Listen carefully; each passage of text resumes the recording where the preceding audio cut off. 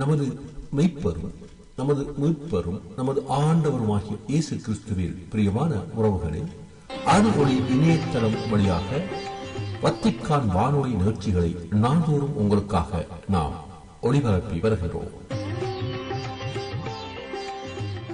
அருள்ஒளி இணையதளத்திற்காக தொகுத்து வழங்குபவர் உங்கள் அன்பிற்கினிய பேசால் தாஸ்.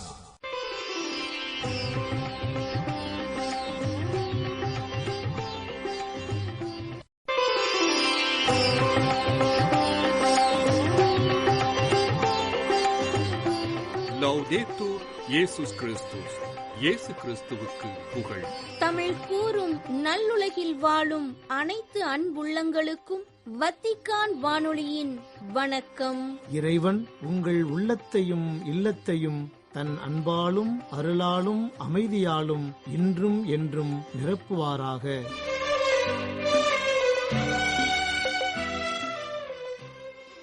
அன்பு நேயர்களே, வத்திக்கான் வானொலி இன்று உங்களுக்கு வழங்க இருப்பவை: தடம் தந்த தகைமை, திருத்தந்தையின் புதன் மறைக்கல்வி உரை, திரு அவையில் யூபிலியாண்டு 2025 மற்றும் செய்திகள்.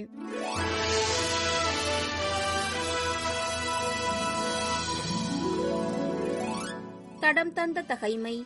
அரசர் சவுலுக்காக நோன்பிருந்த மக்கள்.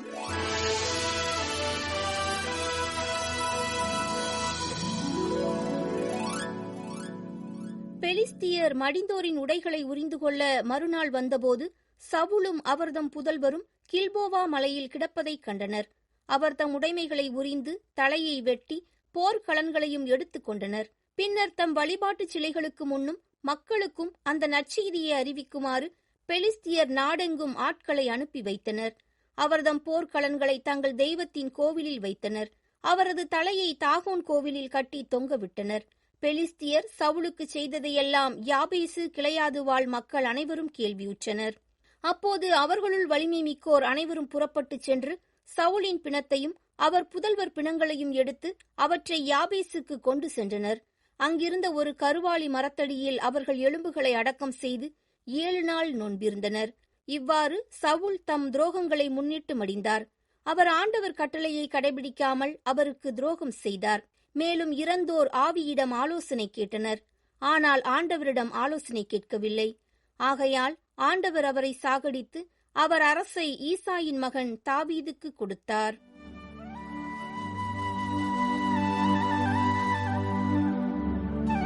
திருத்தந்தையின் புதன் மறைக்கல்வி உரை. இயேசுவும் சமாரிய பெண்ணும்.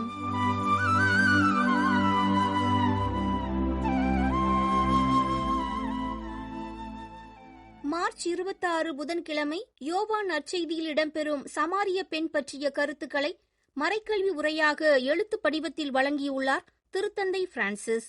கடந்த பிப்ரவரி 14 வெள்ளிக்கிழமை முதல் ரோமையில் உள்ள ஜெமெல்லி மருத்துவமனையில் மூச்சுக்குழாய் அழற்சி நோய்க்கென சிகிச்சை பெற்று மார்ச் 23 ஞாயிற்றுக்கிழமை வத்திக்கான் சாந்தா மார்த்தா இல்லம் திரும்பியுள்ள திருத்தந்தை பிரான்சிஸ் அவர்கள் மருத்துவர்களின் பரிந்துரையின்படி மருத்துவ சிகிச்சைகளை தொடர்ந்து பெற்றுக்கொண்டு வருகின்றார். திருத்தந்தையின் உடல்நலம் கருதி அவரது தனிப்பட்ட மற்றும் பொது சந்திப்புகள் அனைத்தும் ரத்து செய்யப்பட்ட நிலையில் புதன் மறைக்கல்வி உரை கருத்துக்களை எழுத்து படிவமாக வழங்கியுள்ளார்.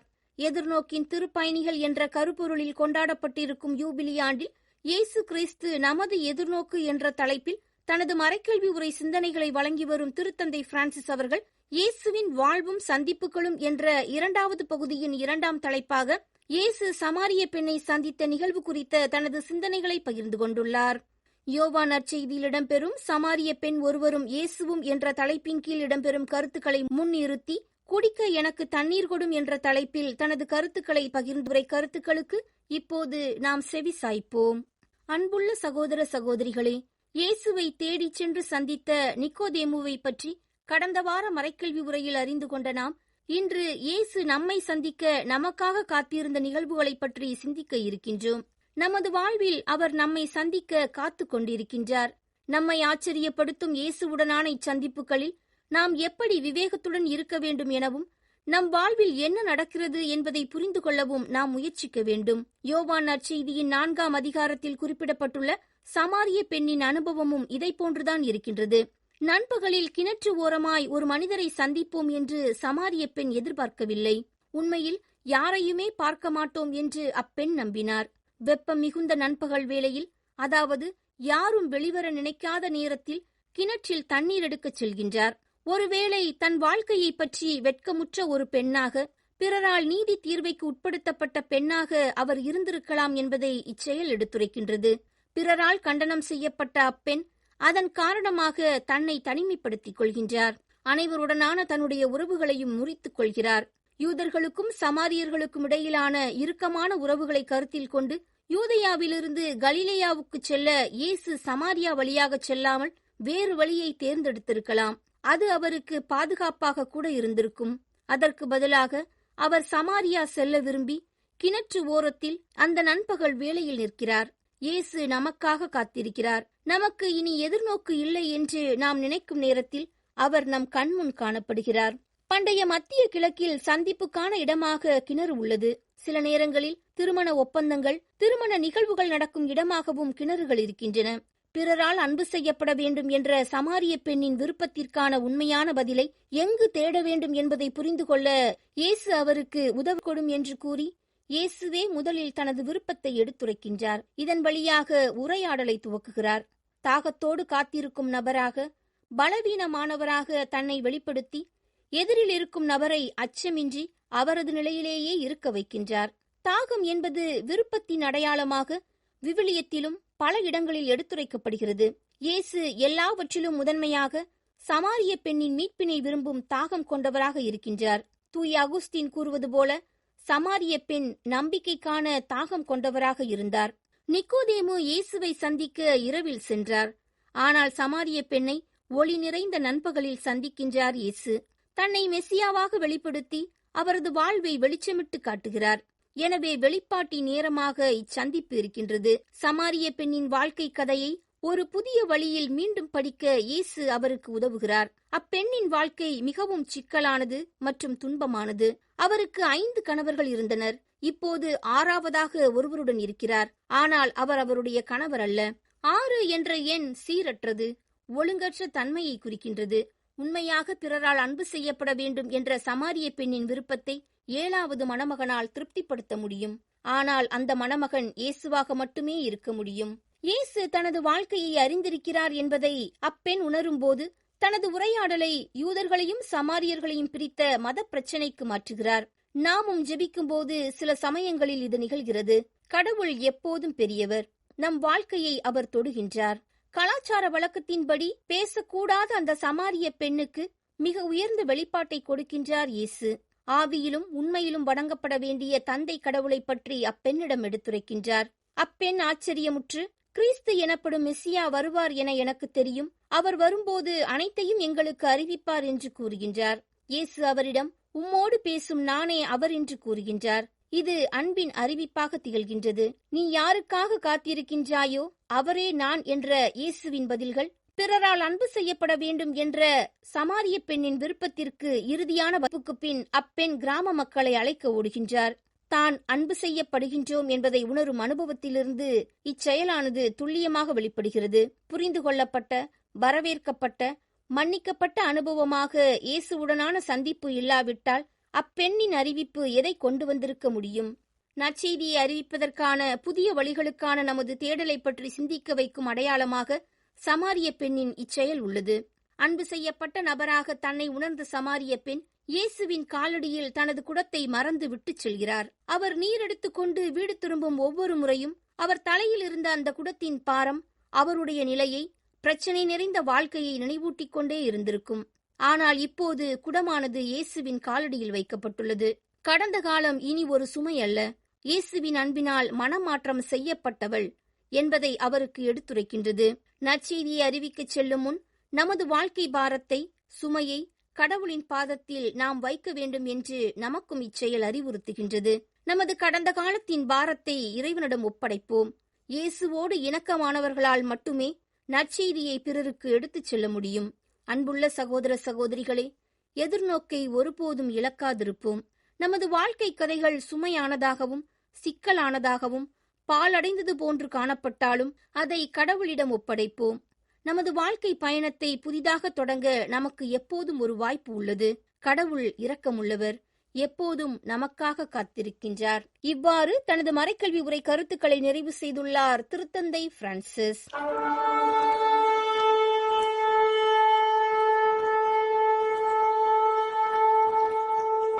திரு அவையில் யூபிலி ஆண்டு 2025 ஆணைமடல் பகுதி 21.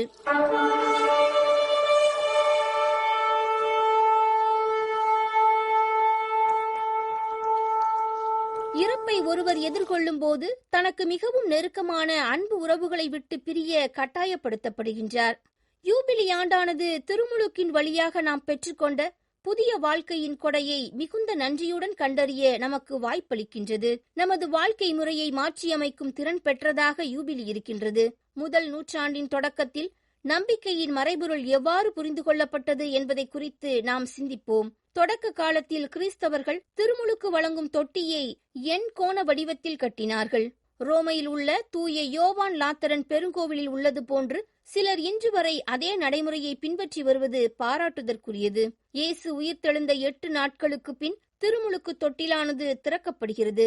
உயிர்த்தெழுந்த கிறிஸ்துவின் மீதான தங்கள் நம்பிக்கையில் உறுதியாக இருந்து இறைவனுக்காக தங்கள் உயிரையே தியாகம் செய்த மறைசாட்சிகள் தங்கள் வாழ்வால் நம்பிக்கையின் சான்றுகளாக திகழ்கின்றார்கள். தங்களது வாழ்வை துறப்பதன் வழியாக கடவுளை மறுதளிக்காமல் வாழ்ந்தவர்கள் அவர்கள். எல்லா காலகட்டத்திலும் இவர்களின் எண்ணிக்கை எப்போதும் இல்லாத அளவிற்கு அதிகமாகிக் கொண்டே இருக்கிறது. அவர்களது சான்று வாழ்வை பாதுகாப்பதன் வழியாக நாம் நமது எதிர்நோக்கை காத்துக் கொள்ள முடியும். தங்களது இரத்தத்தின் வழியாக கிறிஸ்தவ ஒன்றிப்பை வெளிப்படுத்தும் மறைசாட்சிகள் நம்பிக்கையின் விதைகளாக திகழ்கின்றனர். பல்வேறு கிறிஸ்தவ மரபுகளைச் சார்ந்த பாரம்பரியத்திலும் காணப்படும் இம்மறைசாட்சிகளின் செழுமையை வெளிப்படுத்தும் வகையில் கிறிஸ்தவ கொண்டாட்டம் யூபிலி நாட்களில் இருக்க வேண்டும்.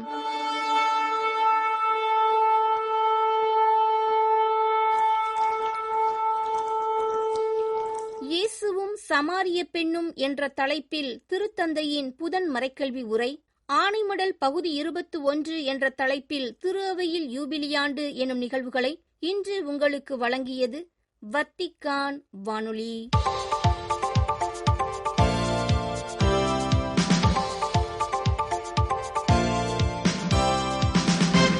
செய்திகள். கடந்த பிப்ரவரி மாதம் 14ஆம் தேதி முதல் ரோமை ஜெமலி மருத்துவமனையில் 38 நாள்களாக சிகிச்சை பெற்று வந்த திருத்தந்தை பிரான்சிஸ் அவர்கள் மார்ச் 23 இஞ்ஞாயிறன்று தனது இல்லம் திரும்பிய பிறகு தொடர்ந்து நலமடைந்து வருகிறார் என்று தெரிவித்துள்ளது திருப்பீட செய்தி தொடர்பகம். மார்ச் 25 இச்செவ்வாய் மாலை இத்தகவலை வழங்கியுள்ள திருப்பீட செய்தி தொடர்பகம், திருத்தந்தை பிரான்சிஸ் அவர்கள் சுவாச உடலியக்க மருத்துவ சிகிச்சை முறையை தொடர்ந்து பெறுகிறார் என்றும் திருப்பலி, இறைவேண்டல் போன்ற ஆன்மீக காரியங்களில் ஆர்வமுடன் ஈடுபட்டு வருகிறார் என்றும் கூறியுள்ளது. திருத்தந்தை பிரான்சிஸ் அவர்கள் முழுமையாக நலம் பெற இன்னும் 2 மாதங்கள் ஆகலாம் என்றும் தொடர் மருந்து, ஆக்சிஜன் சிகிச்சை, 24 மணி நேர மருத்துவ உதவி போன்றவை திருத்தந்தைக்கு தொடர்ந்து வழங்கப்பட்டு வருகின்றன என்றும் அவரின் மருத்துவர்கள் கூறியதாக தெரிவித்துள்ளது திருப்பீட செய்தி தொடர்பகம். இந்நாள்களில் திருத்தந்தை பிரான்சிஸ் அவர்கள் பார்வையாளர்களை சந்திப்பதில்லை என்றும் பெரிய கூட்டங்களை தவிர்த்து வருகிறார் என்றும் கூறும் அதன் அறிக்கை, மருத்துவர்களின் அறிவுறுத்தல்கள் படி அவரது உடல்நிலை ஒத்துழைக்கும் அளவிற்கு அவர் தொடர்ந்து தனது அலுவலக பணிகளில் ஈடுபட்டு வருவதாகவும் எடுத்துக்காட்டியுள்ளது. மார்ச் 23 இஞ்ஞாயிறன்று யுனெஸ்கோவின் உலக பாரம்பரிய தலமான கோவாவில் உள்ள குழந்தை இயேசு பசிலிக்கா அருகே அரசு மேற்கொள்ளவிருக்கும் சுற்றுலா திட்டத்திற்கு எதிர்ப்பு தெரிவித்து பழைய கோவாவில் கத்தோலிக்க கிறிஸ்தவர்கள் உட்பட ஏறத்தாழ 700 பேர் ஒன்று கூடி போராட்டம் ஒன்றை நடத்தினர் என்று கூறியுள்ளது யூகான் செய்தி நிறுவனம். புனித பிரான்சிஸ் சவேரியாரின் அழியா திருவுடல் வைக்கப்பட்டிருக்கும் இப்பசிலிக்காவிற்கு அருகில் இடிந்து போன நிலையில் இருக்கும் 15ஆம் நூற்றாண்டின் கோவில் பகுதியில் சுற்றுலா வணிக மையம் ஒன்றை கட்டுவதற்கு கோவா சுற்றுலாத்துறை திட்டமிட்டுள்ள வேளை இந்த போராட்டம் இடம்பெற்றதாகவும் உரைக்கிறது அச்செய்தி நிறுவனம். உள்ளூர் மக்கள், சுற்றுச்சூழல் ஆர்வலர்கள், மத குழுக்கள் மற்றும் சேவ் ஓல்டு கோவா என்னும் அமைப்பு உட்பட இந்த பகுதியின் வரலாற்று, சுற்றுச்சூழல் மற்றும் கலாச்சார முக்கியத்துவம் குறித்த தங்களின் அக்கறையை காரணம் காட்டி இந்த திட்டத்தை எதிர்த்து வருகின்றனர் என்றும் சுட்டிக்காட்டியுள்ளது அந்நிறுவனம். குறிப்பாக வணிக ரீதியான இந்த மேம்பாடு இந்த திருத்தலத்தின் புனிதத்தன்மையை கெடுக்கும் என்று கத்தோலிக்க தலைவர்கள் வாதிட்டு வருகின்றனர். மேலும் இத்திட்டத்திற்கு முன்மொழியப்பட்ட இடம் பசிலிக்காவிலிருந்து 100 மீட்டருக்குள் இருப்பதால் இது பாதுகாக்கப்பட்ட இடங்களுக்கு அருகில் கட்டுமானத்தை தடை செய்யும் பண்டைய நினைவுச் சின்னங்கள் மற்றும் தொல்பொருள் தலங்கள் மற்றும் அழிபாட்டு சின்னங்கள் சட்டத்தின் கீழ் விதிமுறைகளை மீறுகிறது என்று கூறப்பட்டுள்ளதையும் இச்செய்தி எடுத்துக்காட்டுகின்றது. பாகிஸ்தானில் இஸ்லாம் மதத்திற்கு மாற மறுத்ததால் 22 வயது நிரம்பிய வாகுவாஸ் மாசிக் என்ற கிறிஸ்தவ இளைஞர் ஒருவர் அவரது சக ஊழியர் சோஹிப் இஃப்தாகிர் என்பவரால் தாக்கப்பட்டார் என்று யூகான் செய்தி நிறுவனம் தெரிவித்துள்ளது. மார்ச் 21 கடந்த வெள்ளிக்கிழமையன்று லாகூரில் உள்ள அவரது பணியிடத்தில் இந்த சம்பவம் இடம்பெற்றது என்றும் பாதிக்கப்பட்டவரின் குடும்பத்தினர் தாக்குதல் நடத்தியவர் இஸ்லாத்தை ஏற்றுக்கொள்ளுமாறு அவரை வற்புறுத்தியதாக குற்றம் சாட்டுகின்றனர் என்றும் கூறியுள்ளது அச்செய்தி நிறுவனம். மாசிக் இஸ்லாமிய நூல்களை இழிவுபடுத்தியதாக அவரது சக ஊழியர் இப்திகார் குற்றம் சாட்டி வெட்டுக்கருவி மூலம் அவரது தொண்டையை அறுத்தார் என்றும் இச்சம்பவத்தில் பாதிக்கப்பட்ட மாசிக் உயிர் பிழைத்த போதிலும் பலத்த காயங்களுக்கு ஆளானார் என்றும் எடுத்துக்காட்டியுள்ளது அச்செய்தி குறிப்பு. மேலும் இந்த சம்பவம் கட்டாய மதமாற்றம் மற்றும் தெய்வ நிந்தனை குற்றச்சாட்டுகளின் அச்சுறுத்தல் உட்பட பாகிஸ்தானில் கிறிஸ்தவர்கள் எதிர்கொள்ளும் சவால்களை எடுத்துக்காட்டுகிறது என்றும் குறிப்பிட்டுள்ளது அச்செய்தி நிறுவனம். 2023 ஆண்டில் 5 வயதுக்கு முந்தைய உலகளாவிய குழந்தை இறப்புகள் 48 லட்சமாக குறைந்திருந்த அதே வேளையில் இறந்து பிறக்கும் குழந்தைகளின் எண்ணிக்கையும் 19 லட்சமாக குறைந்துள்ளதாக ஐநாவின் புதிய அறிக்கைகள் தெரிவிக்கின்றன. மார்ச் 25 இச்செவ்வாயன்று வெளியிடப்பட்டுள்ள அதன் அறிக்கையில் இவ்வாறு தெரிவிக்கப்பட்டுள்ள அதேவேளை ஏறக்குறைய 80 விழுக்காடு குழந்தைகள் இறந்து பிறக்கின்றன என்றும் அவை துணை சகாரா, ஆப்பிரிக்கா மற்றும் தெற்காசியாவில் அதிகம் நிகழ்கின்றன என்றும் கூறப்பட்டுள்ளது. மேலும் குழந்தைகள் உயிர் வாழும் திட்டங்களுக்கான நிதி குறைக்கப்படுவதால் ஏற்படும் ஆபத்துக்களை யுனிசெப் மற்றும் உலக நலவாழ்வு நிறுவனங்களின் தலைவர்கள் எடுத்துக்காட்டியுள்ளதாகவும் இவ்வறிக்கையில் கூறப்பட்டுள்ளது. கடந்த 12 ஆண்டுகளுக்கு மேலாக ஏமனில் நீடித்து வரும் மோதல் குறிப்பாக அந்நாட்டின் குழந்தைகள் மீது பேரழிவு தாக்கத்தை ஏற்படுத்தியுள்ளதாக பெரும் கவலை தெரிவித்துள்ளது யுனிசெப் நிறுவனம். மார்ச் 25 இச்செவ்வாயன்று அறிக்கை ஒன்றில் இத்தகவலை வழங்கியுள்ள அந்நாட்டிற்கான யுனிசெப் நிறுவனம் இந்த போர் கடுமையான ஊட்டச்சத்து குறைபாட்டிற்கு வழிவகுத்துள்ளது என்றும் எடுத்துக்காட்டியுள்ளது. மேலும் இந்த போரில் 5 வயதுக்குட்பட்ட குழந்தைகளில் பாதி பேர் பாதிக்கப்பட்டுள்ளனர் என்றும் இதில் 5,37,000 பேர் உயிருக்கு ஆபத்தான கடுமையான ஊட்டச்சத்து குறைபாட்டால் பாதிக்கப்பட்டுள்ளனர் என்றும் குறிப்பிட்டு காட்டியுள்ளது. இத்துடன் வத்திக்கான் வானொலியின் தமிழ் ஒலிபரப்பு நிறைவு பெறுகின்றது. வணக்கம்.